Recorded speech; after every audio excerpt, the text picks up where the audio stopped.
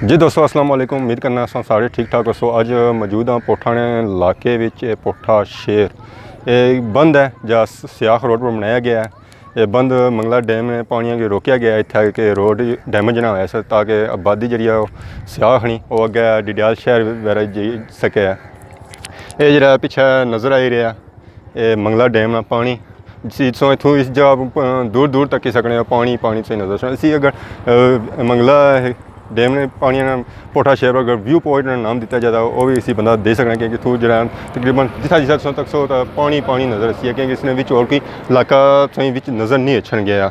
इतना सही काफ़ी अवाम वगैरह भी नज़र आई रही होती है। असर टाइम है जो इतना धुप वगैरह आ तो फिर भी अवाम इस धुप वगैरह जरा इतने आई है पिकनिक मनाने वास्ते तो सही नज़र आई रही है। मोटरसाइकिल वगैरह अवाम काफ़ी आई है इतना जरा इतना इंजॉय करने वास्ते क्योंकि इतना सारे डिडियाल ने अंदर जरा कोई पिकनिक पॉइंट को नहीं है जितना बंदा कुछ जाई सके कोई पार्क वगैरह नहीं है जितना वो वगैरह इंजॉय करी सकना। इसी अगर पिकनिक पॉइंट भी नाम दिता जाए वो भी ठीक है। इतना अगर कोई शॉप वगैरह कोई दुकान वगैरह हो जाए तो ये इतना पिकनिक पॉइंट सही चली सकना अवाम इतों जरा ज़्यादा से ज़्यादा अच्छी सकनी है। अगर इस बंद सू दूसरी अगर साइड जाया जाए ये मेन रोड है सियाख रोड जी जा रही है इधर उधर डिडियाल जा रही है ये बंद पता है। इस बंद सू पार भी जरा वो पानी गया है इस वे पार बाज़ार है पोठा बाज़ार जरा होना सी है इस वे डैमेज ही है बिल्कुल पुराना हो चुका है कोई आबाद वगैरह बाज़ार नहीं है।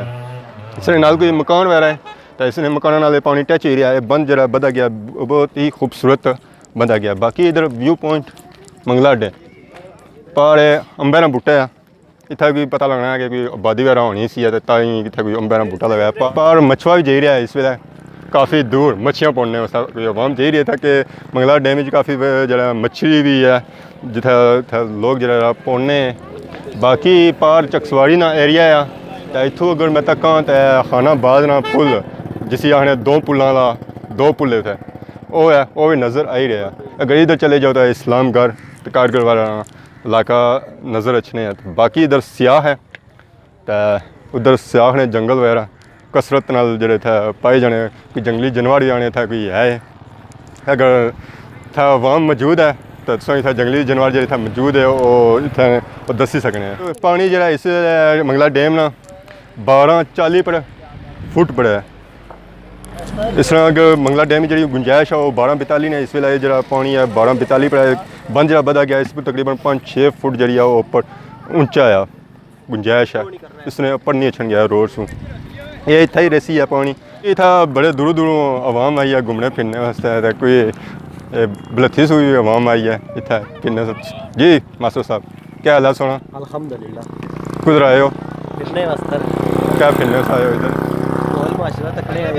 उधर बलथी भी आने की डैम शे में आया इधर डैम से ज़्यादा तकने से आए तो ना इतना व्यू ज़रा ज़्यादा चंगा है ना उतना तो व्यू नहीं पता है जी। इतना मास्टर आने के इतना व्यू जरा वो चंगा बनना है क्योंकि तू सारा इलाका दिसना है पार चकसवाड़ी इस्लामगढ़ और डैम पूरा ही दिसना है।